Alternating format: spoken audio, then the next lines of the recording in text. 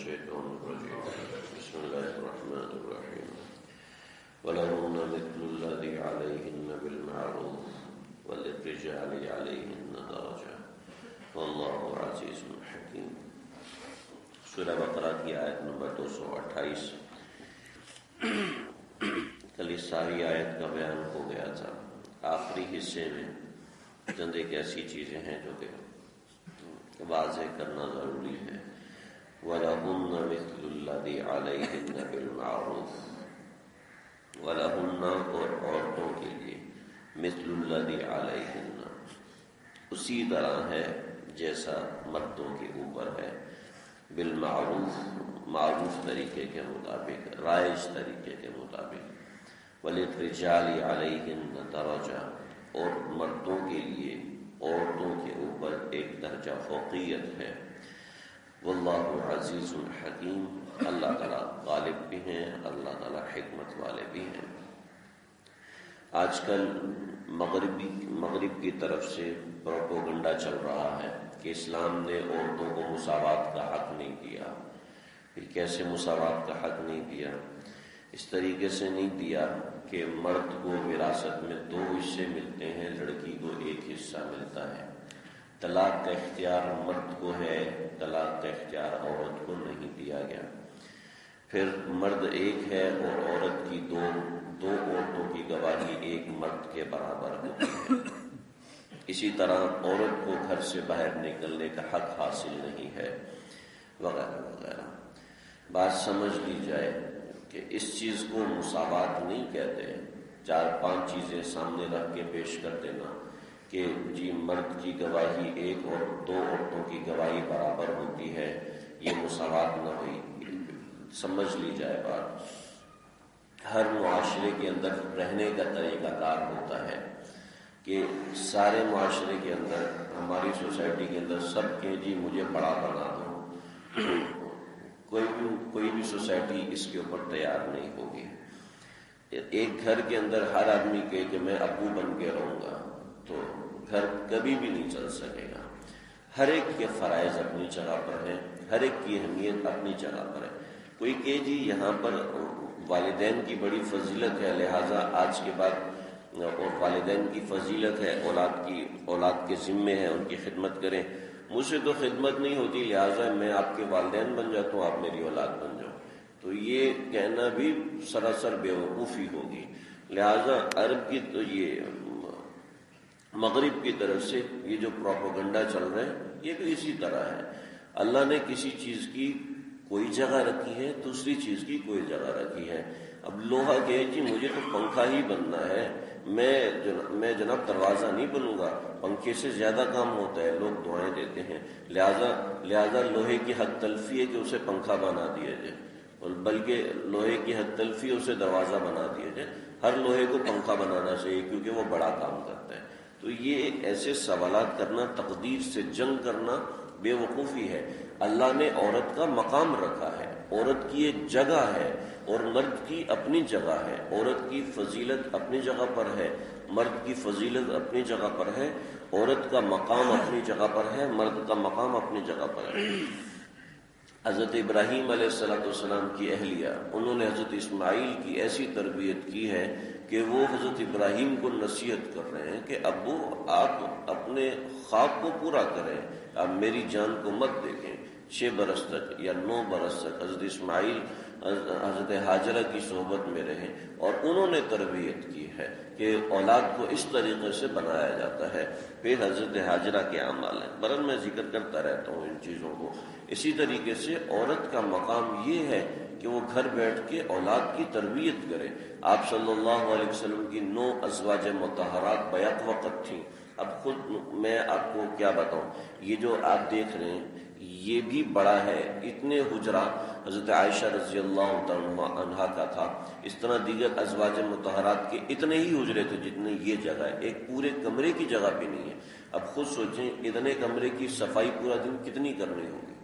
پھر صرف ایک جوڑا اپنے پاس ہوتا تھا، اس ایک جوڑے کی کیا دھلائی کرے گی.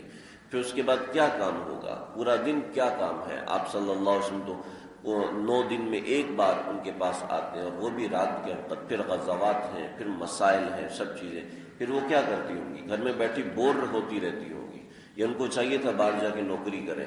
بلکہ ایسا نہیں تھا، ان کا اپنا مقام ہے، انہوں نے آج تک امت کی تربیت کی ہے، جو آج تک ہماری بہو بیٹیاں سن رہی ہیں، آج تک ہم سنا رہے ہیں، آج تک ہم سکھا رہے ہیں، اور آج تک پورا سکھا نہیں سکے کہ یہ عورتوں نے آگے تربیت کی ہے۔ محمد بن قاسم کی بھی اور عورت نے، ماں نے تربیت کی تھی۔ تو عورتوں کا اپنا مقام ہے، گھر کے اندر اپنا حصہ ہے، گھر کے اندر اپنی جگہ ہے، اور پھر عورت کا عقل اور شعور اتنا نہیں ہوتا کہ اس کو 2 مردوں کی، اس کو مرد کے برابر گواہی کی دی جائے۔ ہاں، چند عورتیں ہوتی ہیں بڑی ذی شعور اور بہت ہی سمجھدار اور بہت ہی عقل مند ہوتی ہیں، تو ایسا ہی نہیں ہے کہ ساری عورتیں اور سارے مرد ایک طرح کے ہوتے ہیں، بلکہ ہر ایک کا اپنا اپنا مقام ہے۔ تو طریقہ عقل کا بھی یہ ہے کہ ہر ایک کو اپنے مقام پر رکھا جائے، ہر ایک کو اس کی نہج پر رکھا جائے۔ تو عورت کا مقام شریعت میں اپنا ہے۔ آپ صلی اللہ علیہ وسلم نے عورت کے ایسے حقوق گنوائے ہیں، ایسے حقوق گنوائے ہیں کہ جتنے عورت کے حقوق کہیں بھی نہیں لکھے ہوئے، اور یہاں پر بھی اللہ تعالیٰ نے وَلَهُنَّ مِثْلُ الَّذِي عَلَيْهِنَّ بِالْمَعْرُوفِ، جیسا حق مردوں کا ہے ویسا ہی حق عورتوں کا ہے۔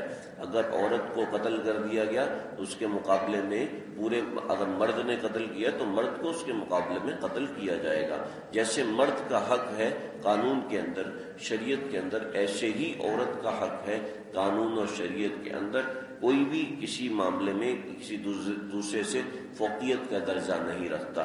لیکن جب یہ مرد اور عورت میاں بیوی بن گئے تو اب شوہر جو ہے وہ تابع متبوع ہے، اور بیوی تابع رہے گی، بیوی اس کے ماتحت رہے گی۔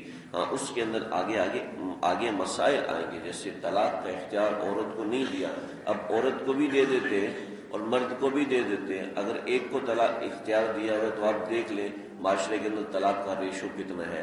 اب اگر دونوں کو دے دیتے تو ہاں، اب دیکھ رہے ہیں کہ مرد ایسا ذی شعور نہیں ہے، تو شریعت نے تفویض طلاق کا طریقہ کار رکھا ہے۔ وہ کبھی اگر آیا آگے ذکر تو انشاءاللہ کر دوں گا۔ تفویض طلاق کا طریقہ کار ذکر ہے۔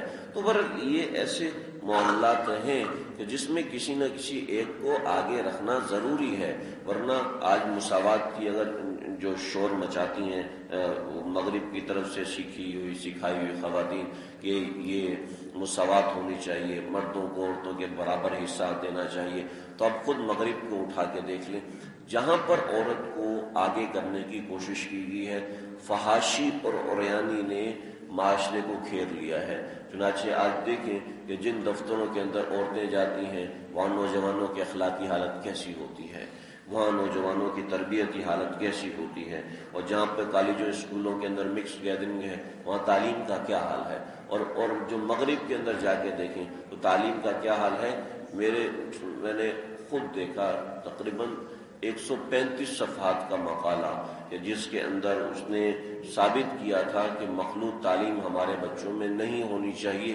ہر ایک کے بیگ کے اندر وہ چیزیں ملیں گی کہ جو حمل کو روکنے والی ہیں، ہر ایک کے بیگ تقریباً 90% یا 92% کا اس نے لکھا کہ ان کے بستوں کے اندر وہ چیزیں ملتی ہیں کہ جو حمل کو روکنے والی ہیں، کہیں بھی اس کی ضرورت پڑ جاتی ہے۔ تو اتنے بڑے مقالہ جات وہ اب مغربی لوگ محققین لکھ رہے ہیں، اس سے ہماری نوجوان نسل تباہ ہو رہی ہے کہ جو عورت کو اس طرح کھلی چھوٹ دے کے گھر سے باہر نکال دیا ہے۔ تقریباً ایک انٹرویو ہوا تھا مغرب کے اندر، تقریباً 75% خواتین نے یہ دیا کہ ہمارے شوہر ملنے چاہیے، ہمیں بوائے فرینڈ بہت مل جاتے ہیں، ہمیں کوئی ایسا نہیں ملتا جو ہمارا شوہر ہو، جو ہمارا خاندانی تعلق اور حق ادا کرے۔ وہ عورتیں بھی بہت تنگ ہیں جن کو مغرب نے اس قسم کی آزادی دے دی۔ ہماری بہو بیٹیاں جب ان کے بارے میں پڑھتی ہیں، ان کے بارے میں سوچتی ہیں، ڈرامائی انداز میں ان کو دکھایا جاتا ہے تو یہ سمجھتی ہیں کہ ہم پاکستان میں تو بالکل کمپلیکسٹی ہے، بالکل ایسا ہے کہ ہمیں کوئی باہر ہی نہیں نکلنے دیتا، ان کو دیکھو یہ تو ایسے گھوم رہی ہیں۔ چنانچہ ایسی عورتوں کا لباس بھی خراب ہوتے ہوتے عقل بھی خراب ہونے لگتی ہے۔ اللہ ہم سب کو سمجھ عطا فرمائے۔ جس نے ہمیں پیدا کیا ہے وہ بتا رہا ہے وَلَهُنَّ مِثْلُ الَّذِي عَلَيْهِنَّ، تمہارے ذمے وہی ہے جو مردوں کے ذمے ہے، لیکن مرد تمہارے قوام ہے، الرجال قوامون علی النساء وَلِلرِّجَالِ عَلَيْهِنَّ دَرَجَةٌ۔ یہاں پر سمجھ لیا جائے، ایک عورت نیک ہے، اس کا شوہر انتہائی گندا ہے اور وہ عورت بڑی نماز روزے کی پابند ہے، تو اب نماز و روزے کے حساب سے اس کا درجہ اونچا ہے، لیکن شوہر ہونے کے حساب سے مرد کو اللہ نے بڑا مقام دیا ہے، تو اس حساب سے یہ افضل ہے، میاں اور بیوی کے حساب سے یہ اس کا درجہ اونچا ہے، اور نماز اور روزے اور اعمال کے حساب سے یہ بیوی افضل ہے۔ اب اس کے اندر ہر ایک کا اختیار ہے، اور میاں اور بیوی کے معاملے کے اندر ہر ایک کا اختیار نہیں ہوتا، ہر صورت میں بیوی کو شوہر کے ماتحت رہنا ہوتا ہے، ایک بات۔ اور دوسری بات یہ ہے، دوسری بات اس کے اندر بہت اہم مسئلہ ہے، اس کو سمجھ لیا جائے۔ ہمارے معاشرے کے اندر لڑائیاں جو ہوتی ہیں کس وجہ سے ہوتی ہیں؟ صرف اس وجہ سے ہوتی ہیں کہ آدمی کہتا ہے مجھے میرے حقوق ملے، عورت کہتی ہے مجھے میرے حقوق ملے۔ مسئلہ یہ ہے ہر ایک کے ذمے ہے کہ اپنے فرائض پورے کرے، اور اگر وہ آپ کے حقوق پورے نہیں کر رہا تو اس کو چھوڑیں، لیکن آپ اپنے فرائض پورے کریں۔ ایک مثال حضرت تھانوی رحمۃ اللہ علیہ نے لکھی ہے، بڑی اہم مثال۔ اگر بیوی نے آپ کو تکلیف دی، یا بیوی سے مخاطب ہو کے شوہر نے آپ کو تکلیف دی، بچوں نے آپ کو تکلیف دی، آپ کی بات نہیں مانی، آپ نے فلاں کام کہا تھا وہ کام نہیں کیا، فلاں کام سے منع کیا تھا اس نے وہ کام نہیں کیا، اور آپ نے ان کو ڈانٹ دیا، انہوں نے وہ بات نہ مان کے آپ کو تکلیف دی، آپ نے ڈانٹ کے ان کو تکلیف دے دی، تو بات تو برابر ہو گئی۔ لہٰذا آپ اپنے فرائض پورے کریں، ان کے ذمے ہے کہ وہ اپنے فرائض پورے کریں۔ حضرت مفتی اعظم پاکستان حضرت مفتی شفیع صاحب نے لکھا ہے، اگر صرف اس اصول پہ عمل کر لیا جائے 100% ہمارے جھگڑے ختم ہو جائیں گے۔ تو بہرحال ہر ایک کا اپنے فرائض ہیں، وہ اپنے فرائض پورے کرے تو اس قسم کے کوئی جھگڑے نہیں ہوں گے۔ واللہ عزیز الحکیم، اللہ غالب حکمت والا ہے، اللہ سمجھنے